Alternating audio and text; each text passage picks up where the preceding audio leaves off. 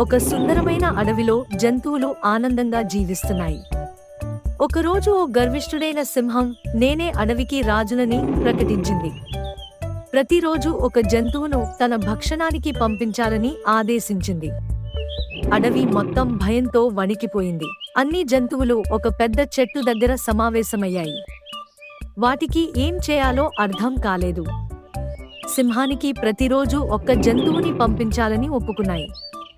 ఇది తాత్కాలికంగా నయం చేస్తుందని అనుకున్నాయి. కొన్ని రోజుల తరువాత చింటూ అనే చిన్న మొలకల పందికి వంతు వచ్చింది.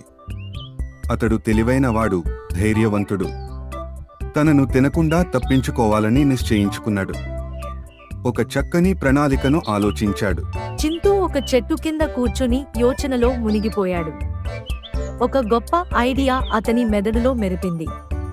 అతడు చిరునవ్వుతో లేచి నడవసాగాడు. ఆ సింహాన్ని మోసం చేయడానికి సిద్ధమయ్యాడు.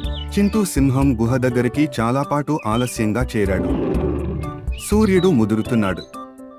సింహం గర్జించి, ఇంత ఆలస్యం ఎందుకు అని అడిగింది. చింటూ వినమ్రంగా నమస్కరించాడు.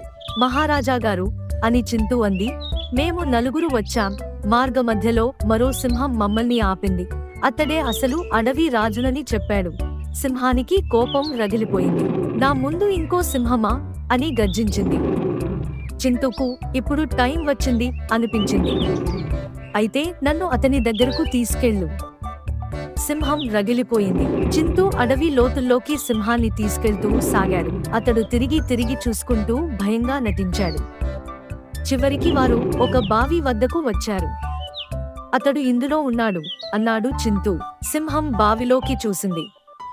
అందులో తన ప్రతిబింబాన్ని చూసింది. కాని ఆ ప్రతిబింబాన్ని మరో సింహంగా భావించింది.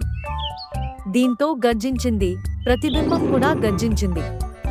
ఇతడు నన్నే గర్జించాడా అని కోపంగా అంది. అతి కోపంతో బావిలోకి దూకింది. అందులో ఇంకో సింహం లేకపోయింది, కేవలం నీరు మాత్రమే.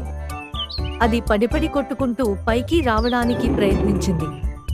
కాని బావి లోతుగా ఉండింది. చింటూ పైనుంచి చూస్తూ నవ్వుతూ అన్నాడు, అహంకారానికి ఇది సరైన శిక్ష.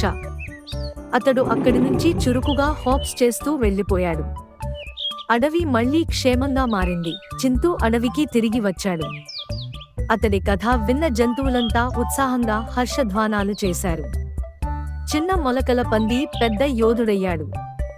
అతడికి అడవి వీరుడు అనే బిరుదు ఇచ్చారు. కొంగలు పాటలు పాడాయి, కోతులు డప్పులు మోగించాయి, ఏనుగులు నీటి ఉమ్ములు చేస్తూ డాన్స్ చేశాయి. చింటూ వేదికపై నిలబడి అందరికీ నమస్కరించాడు. అడవిలో హర్షాతిరేకం వెల్లివిరిసింది. అడవి జంతువులు కలిసి నిర్ణయం తీసుకున్నాయి. ఇంకా ఎవరూ భయానికి లోనవ్వకూడదు. ప్రతి ఒక్క జంతువుకి సమాన హక్కు ఇవ్వాలనుకున్నారు. ఒక సంఘం ఏర్పాటయింది. సింహం లేకుండా అడవి మళ్లీ శాంతంగా మారింది. అన్ని జంతువులు కలసిమెలసి జీవించసాగాయి. ఆనందం, స్వేచ్ఛ అడవిని నింపేశాయి. పిల్లలు తిరిగి ఆడుకోవడం మొదలుపెట్టారు. చింటూ తన బుర్ర వద్దకు తిరిగి వచ్చాడు. తన క్యారెట్ తింటూ నక్షత్రాలను చూస్తూ నవ్వాడు. తను చేసిన పనికి గర్వంగా ఫీలయ్యాడు. ఇది అతని గొప్ప సాహసగాథ. చింటూ కథ ప్రతి జంతువు పిల్లలకు చెబుతుండేవారు. తెలివైన వాడికి శక్తిమంతుడిని కూడా ఓడించవచ్చు అనే సందేశంగా మారింది. ఆ కథ తరతరాలుగా కొనసాగింది. అతని పేరు అడవిలో చిరస్మరణీయమైంది.